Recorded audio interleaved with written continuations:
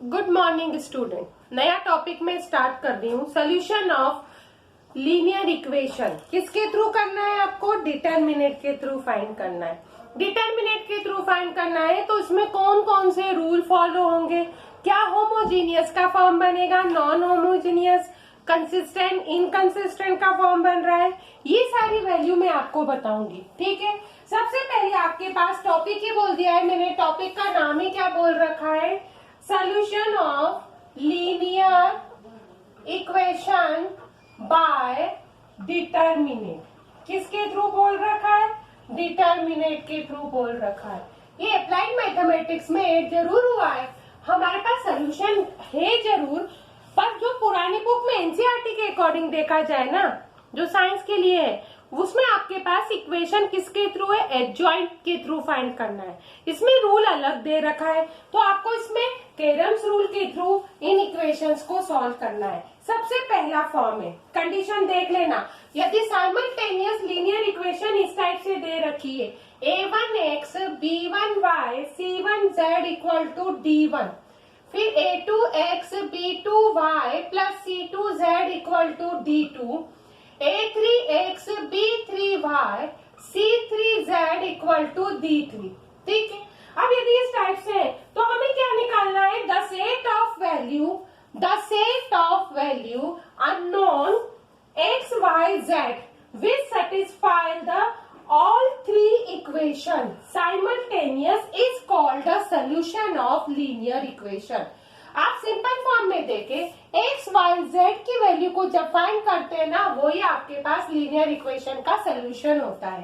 ठीक है, अब इसी में सिस्टम में देखो, यदि इस सिस्टम के फॉर्म में आपको सॉल्व करते वक्त d1 equal to d2 equal to d3 equal to 0 आता है, मीन्स क्या आता है? d1 d2 d3 equal to 0 आता है, तो ऐसा फॉर्म या ऐसा सिस्टम क्या रिप्रेजेंट होता है? इसको कहते हैं होमोजीनियस। क्या कहते हैं? होमोजीनियस। तो अदरवाइज दूसरे फॉर्म को क्या कहा जाता है? वो क्या कहलाता है? Otherwise it is called non homogeneous. मतलब यदि ये तीनों जीरो नहीं आते हैं तो ऐसा फॉर्म क्या कहलाता है? नॉन होमोजीनियस के पार्ट को रिप्रेजेंट करता है। और इसी में आप चीज ध्यान रखना है कि यदि वन और मोर सोल्यूशन, कौन सा सोल्यूशन बोल रखा है? वन और मोर सोल्यूशन, तो ऐसा फॉर्म क्या रिप्रेजेंट होता है? इसको कहते हैं हम कंसिस्टेंट। और अदरवाइज दूसरे फॉर्म को क्या कहते हैं? अदरवाइज दूसरे फॉर्म को क्या कहते हैं? इनकंसिस्टेंट। ठीक है, जिससे एक से ज्यादा सोल्यूशन होते हैं वो कंसिस्टेंट होते हैं, जिसके नहीं होते हैं वो इनकंसिस्टेंट के फॉर्म को रिप्रेजेंट करते हैं। मतलब नॉन होमोजीनियस इक्वेशन, मतलब इसको देख लेना, अच्छे से सुन लीजिए। नॉन होमोजीनियस जो इक्वेशन का फॉर्म दे रखा है वो क्या होना चाहिए? वो एक्चुअल में होना चाहिए अ यूनिक सोल्यूशन। कौन सा सोल्यूशन होना चाहिए? यूनिक सोल्यूशन होना चाहिए। यूनिक सोल्यूशन मतलब कंसिस्टेंट होना चाहिए और इंडिपेंडेंट होना चाहिए। ठीक है, दूसरा फॉर्म होना चाहिए infinite number solution. Second form क्या होना चाहिए? Infinite number solution. इसका मतलब है ये भी कंसिस्टेंट तो होना ही चाहिए पर डिपेंडेंट होना चाहिए। ठीक है, थर्ड वाला आना चाहिए नो सोल्यूशन। नो सोल्यूशन का मतलब होता है इनकंसिस्टेंट। नो सोल्यूशन का मीन क्या होता है? इनकंसिस्टेंट के पार्ट को रिप्रेजेंट करता है। ये किसका फॉर्म है? किसकी क्वालिटीज दे रखी है? नॉन की। यदि मैंने होमोजीनियस की क्वालिटी के बारे में कहा है तो वो यूनिक सोल्यूशन होना चाहिए। क्या होना चाहिए? एक तो यूनिक सोल्यूशन होना चाहिए और कंसिस्टेंट होना चाहिए। इनफाइनाइट मेनी सोल्यूशन भी होना चाहिए, कंसिस्टेंट होना चाहिए, बट नो सोल्यूशन नहीं होना चाहिए। तो ये केस आपको ध्यान रखना है, ये वैल्यू आपको इसमें सॉल्व करते वक्त ये केसेस को ध्यान रखना है। अब इसमें कैसे है, किस टाइप का रूल फॉलो करता है? जैसे मैंने एक सिंपल सा फॉर्म दे दिया कि a1x b1y equal to c1, a2x plus b2y equal to c2। मुझे x और y की तो वैल्यू निकालनी है। अब इसको किसके थ्रू निकालते हैं, तो कैरम्स रूल होता है उसके थ्रू निकाला जाता है। ठीक है, अब ये तो देखा जाए तो ये नॉन होमोजीनियस इक्वेशन का सिस्टम दे रखा हुआ है। अब इसमें देखो डी क्या होता है, डी इक्वल टू अरेंज करते हैं A1 A2 B1 B2। ठीक है, अब उसके बाद आता है D1। D1 का मतलब होता है पहली वैल्यू x की वैल्यू निकालनी है। x की वैल्यू निकालने के लिए इसको छोड़ देते हैं, इनको लिखते हैं C1 C2 B1 B2। फिर D2 निकालने के लिए हम y की वैल्यू को छोड़ देते हैं, फिर लिखते हैं A1 A2 C1 C2। Arrangement अच्छे से देखना कि जब D निकालते हैं तो दोनों को इस टाइप से निकालते हैं, D1 निकालते हैं तो इसको छोड़ते हैं तो हम इसके आगे ही तो बढ़ते हैं ना वैल्यू में, इस टाइप से। अब इसकी वैल्यू को जब निकालते हैं ना डिटर्मिनेंट के थ्रू पूरा सॉल्व किया जाता है, तो इसको सॉल्व करते वक्त x कैसे निकलता है, x equal to determinant 1 upon मतलब D1 अपॉन D।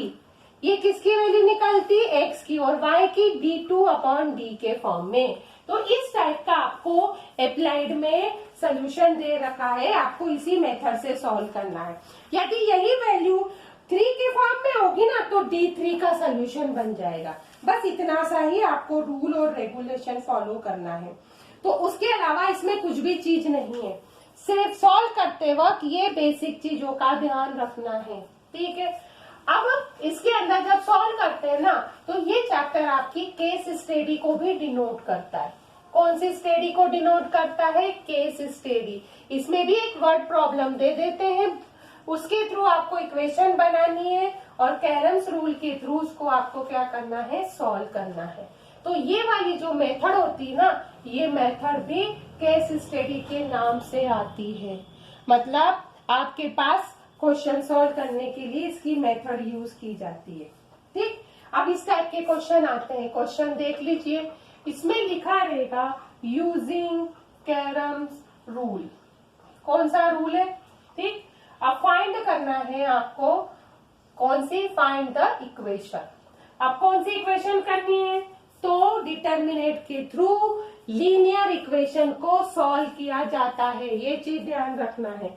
अब इसमें क्वेश्चन का फॉर्म देखिए, जैसे दे रखा है 2x plus 3y equal to 10, x plus 6y equal to 4।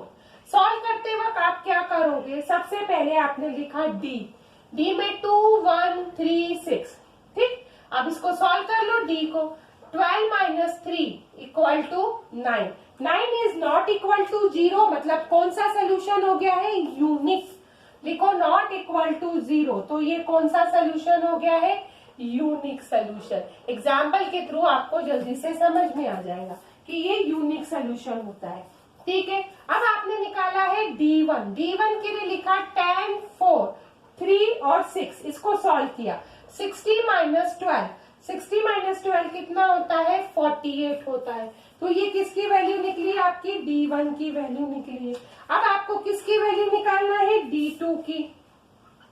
D2 equal to value निकलेगी 2 1, उसके बाद 10 और 4, वैल्यू निकली 8 माइनस 10 इक्वल टू माइनस का 2। अब आप जब रूल निकाल रहे हो ना, तो इस रूल के अकॉर्डिंग कोई फॉर्मूला तो स्पेशल है नहीं इसके अंदर कि आपको याद रखना है, बस x equal to D1 upon D, मतलब 48 अपॉन 9। अब इसको आप सॉल्व कर लो, 16/3 से ज्यादा तो सॉल्व होगा नहीं। फिर y इक्वल टू हो गया है D2/D, माइनस 2 अपॉन 9, तो माइनस के 2 अपॉन 9 ही आंसर आएगा। इसमें तो कुछ चेंज हो नहीं रहा है, कोई भी टर्म कैंसिल नहीं हो रही है। तो ये आपके पास सोल्यूशन बन गया है। इसको आपको क्या करना है, ध्यान रखना है, सॉल्व करना है। यदि यही क्वेश्चन आपके पास 3 फॉर्म में दे दिया है, मतलब इक्वेशन की जो वैल्यू है वो आपके पास 2 की जगह 3 फॉर्म में अरेंज कर दिए, जैसे ये दे दिया है क्वेश्चन सेकेंड, देखो ये तो हटा देती हूँ मैं कि यूनिक सोल्यूशन है, क्या सोल्यूशन है। ठीक है, ये तो आपको पता चल ही गया है कि वैल्यू 0 नहीं आनी चाहिए। ठीक, अब इस इक्वेशन है 6x plus Y minus 3z equal to 5। फिर दे रखा है x प्लस 3y माइनस के 2z equal to 5, 2x plus Y plus 4z equal to 8। ठीक है, सबसे पहले आप क्या निकालोगे, d की वैल्यू निकालोगे। डी कितना निकलेगा इसके अंदर, 6 1 2 1 3 1 -3 -2 4। अब इसको आप चाहो तो एक्सपेंड कर दो, हो गया 6 12 +2 -1 4 +4 -3 1 -6। ठीक है, अब इसको पूरे को सॉल्व करो। 12 और 2 कितना होता है 14, 14 इंटू 6, तो ये हो गया है आपके पास 84। ठीक है, ये हो गया -8 और प्लस के 15। इसको सॉल्व करा, value 91। 91 is not equal to 0 है, मतलब ये भी यूनिक सोल्यूशन के पार्ट को रिप्रेजेंट कर रखा है। कौन सा सोल्यूशन हो गया है, इसको भी क्या कहते हैं, यूनिक सोल्यूशन। अब निकालेंगे हम D1। D1 की वैल्यू निकालते वक्त सिर्फ x को छोड़ना ही है ना आपको, तो पहले ही लास्ट वाली टर्म आएगी 5 5 8 1 3 1 -3 माइनस के 2 और 4। फिर D2 निकालोगे तो D2 की वैल्यू में कितना आएगा 6 1 2। बीच वाली टर्म तो गायब हो जाएगी, उसकी जगह आपके पास कौन सी टर्म आ जाएगी, लास्ट वाली टर्म आ जाएगी, -3 -2 4। इसको सॉल्व करेंगे, फिर D3 निकालेंगे। D3 की वैल्यू में भी क्या है 6 1 2 1 3 1, फिर 5 5 8। मतलब जिसको हम हटा रहे हैं ना, वो रो को या वो कॉलम को पूरी तरीके से हटाते हैं ना, तो दूसरा वैल्यू लिखा जाता है। अब इसको भी वैसे ही सॉल्व करना है। इसको सॉल्व करने पर आपकी वैल्यू क्या निकलती है, तो इसको सॉल्व करा है तो ये आ गया है 5 12 +2। ठीक, फिर ये आ गया माइनस का 1, कितना आ जाएगा 20 20 + 16, और वैल्यू कितनी आ गई माइनस का 3, और ये वैल्यू आ गई है 5 माइनस के 24। पूरा सॉल्व करके इसका आंसर कितना आ गया 91। इसी हिसाब से D2 को सॉल्व करा तो D2 की वैल्यू सॉल्व करने पर कितनी आ गई 182, और D3 की वैल्यू को सॉल्व करा तो वैल्यू कितनी आ गई है 91। अब आपको सिर्फ x की तो वैल्यू निकालनी y z, तो x = D1/D। D1 की वैल्यू 91/91 है ना, x = 1 हो गया। y = D2/D 182/91, तो इसका value y = 2। z = D3/D, z = 91/91 है ना, z की वैल्यू भी 1 आ गई है। तो आप देखा जाए तो ये रूल बहुत सिंपल है। जो आपको जैसे x को हटाना है तो x की जगह इक्वल की वैल्यू को ही आपको यूज करना है, तो आप इजीली इन क्वेश्चनों को क्या कर सकते हो, सॉल्व कर सकते हो। अब यदि ये तो आपके पास रूल के थ्रू बोल रखा है कि आपको इसी रूल को फॉलो करके वैल्यू को निकालना है। यदि क्वेश्चन में पूछा जाए इनकंसिस्टेंट के थ्रू निकालना है तो आप कैसे सॉल्व करोगे। ठीक, अब ये वैल्यू तो मैंने आपको बता दी है कि ये किसके थ्रू हो रही है, आपके पास किसके थ्रू रिप्रेजेंट हो रही है, ये रूल है, इस रूल को फॉलो करना है। ऐसा नहीं कि बिना रूल फॉलो किए वो क्वेश्चन सॉल्व नहीं किए जा सकते हैं। तो ये चीज आपको सॉल्व करते वक्त ध्यान रखनी है। बस क्या निकालना है, x है तो D1, y निकालना है तो D2, और z निकालना है तो D3। ठीक है, अब इनके थ्रू हर एक वैल्यू को सॉल्व करोगे तो इजीली सॉल्व हो जाएगी। अब नेक्स्ट क्वेश्चन दे रखा है कि यूजिंग डिटर्मिनेंट, आपको क्या करना है, using determinant show that the following. कौन सा फॉलोइंग बोल रखा है, सिस्टम ऑफ लीनियर इक्वेशन, ठीक, इज क्या बोल रखा है, इनकंसिस्टेंट।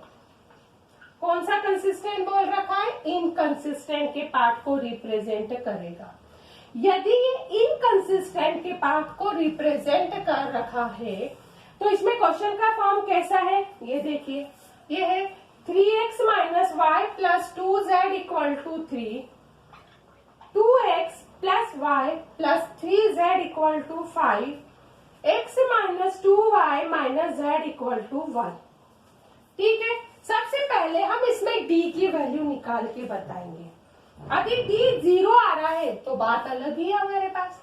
Here d = 3 2 1 -1 1 -2 2 3 -1। इसको सॉल्व करो। इसको सॉल्व करने पर आपके पास 3 - का 1 + का 6 + 1 -2 -3 +2 -4 -1।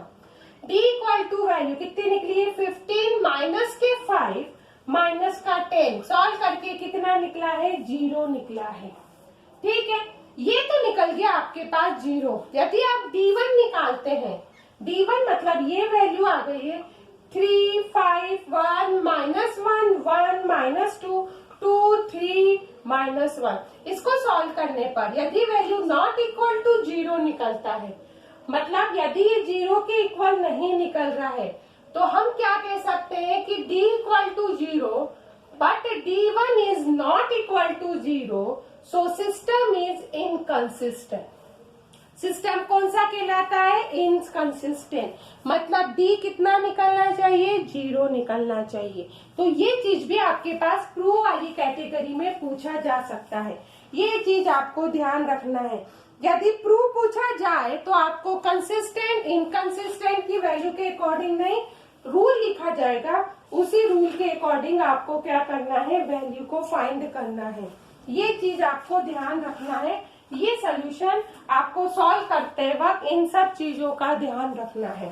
ठीक है, अब मैंने जैसे आपको बताइए कि लीनियर इक्वेशन में सोल्यूशन डिटरमिनेंट का कैसे करते हैं, तो आपके पास ऐसा नहीं है कि हमने एडजॉइंट निकाला, कोफैक्टर निकाला, इनवर्स निकाला, फिर एक से मतलब b वाली टर्म से इनटू करा, वैल्यू निकाला, ऐसा फॉर्म नहीं है। ठीक है, आपके पास जो सोल्यूशन का सिस्टम था, एक तो बताया था होमोजीनियस और एक आपको कौन सा बताया था नॉन होमोजीनियस। अब नॉन होमोजीनियस में unique solution, infinite number solution है, उसके साथ नो सोल्यूशन भी आता है। बट आपके पास होमोजीनियस में ओनली फॉर यूनिक और कौन सी वैल्यू रिप्रेजेंट होती है इनफाइनाइट में एनी सोल्यूशन। अब जब आप इसमें x और y z की वैल्यू निकालते हैं ना, तो कैरम्स रूल के थ्रू आपको उन वैल्यू को निकालना है। मतलब x equal to d1 upon D, फिर y को d2 अपॉन डी और z को d3 अपॉन डी के फॉर्म में। दूसरा होता है, दूसरा फॉर्म आपके पास दे रखा है कंसिस्टेंट के फॉर्म को। अब कंसिस्टेंट हो या इनकंसिस्टेंट के फॉर्म में वैल्यू क्या दे रखी हुई, तो देखो यदि ये इनकंसिस्टेंट के फॉर्म में वैल्यू आपके पास दे रखी है, तो इनकंसिस्टेंट का मतलब होता है कि आपके पास जो d है वो एक्चुअल में क्या आना चाहिए 0 के पार्ट को रिप्रेजेंट होगा। बाकी d1 d2 d3 is not equal to 0, but d क्या होना चाहिए 0 आना चाहिए, तो वो इनकंसिस्टेंट होता है। अब ऐसे ही क्वेश्चन में वर्ड मतलब आपके पास वर्ड प्रॉब्लम के थ्रू भी पूछ सकते हैं। वर्ड प्रॉब्लम का मतलब होता है प्रैक्टिकली आपको पूरा एक लैंग्वेज के थ्रू क्वेश्चन दे रखा रहेगा, आपको इक्वेशन बना के सॉल्व करना पड़ेगा। तो ऐसा क्वेश्चन आपके केस स्टडी के फॉर्म में पूछा जा सकता है। अब केस स्टडी के फॉर्म में मतलब आपको क्वेश्चन दे दिए, भी पूछ लिया है कि भाई x की वैल्यू निकालो या y की वैल्यू निकालो, तो इस टाइप के क्वेश्चन भी आपको पूछे जा सकते हैं। ठीक है, तो ये तो मैं आपको क्या है क्वेश्चन इस टाइप के केस स्टडी के बना के पीडीएफ के थ्रू आपके व्हाट्सएप ग्रुप में डाल दूंगी, तो आपको पता चल जाएगा कि किस टाइप के क्वेश्चन पूछे जा सकते हैं। अब इसके आगे का जो लास्ट टॉपिक बचेगा वो टॉपिक मैं आपको नेक्स्ट वीडियो में